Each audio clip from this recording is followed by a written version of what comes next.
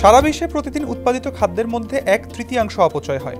জাতিসংঘের প্রতিবেদনে জানানো হয়েছে এই পরিমাণটি অর্ধেকে নামিয়ে আনতে পারলে 15,30,00,000 ক্ষুধার্ত মানুষ পেট ভরে খেতে পারবে।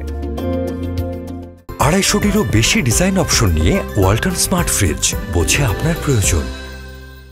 জাতিসংঘের খাদ্য ও কৃষি সংস্থা এবং অর্থনৈতিক সহযোগিতা ও উন্নয়ন সংস্থার যৌথ প্রতিবেদনে মন্তব্য করা হয়েছে, এই বিপুল পরিমাণ খাদ্য অপচয়ের কারণে যাদের খাদ্য প্রয়োজন তারা তা পাচ্ছে না। তাতে পরিবেশে বাড়তি কার্বন নিঃসরণ হচ্ছে। প্রতিবেদনে সতর্ক করা হয়, নিম্ন আয়ের দেশের মানুষ সারা বছর যে পরিমাণ ক্যালোরি গ্রহণ করে, উৎপাদিত খাদ্য খামার থেকে দোকান বা বাড়িতে পৌঁছানোর সময় তার দ্বিগুণ পরিমাণ ক্ষয় হয়।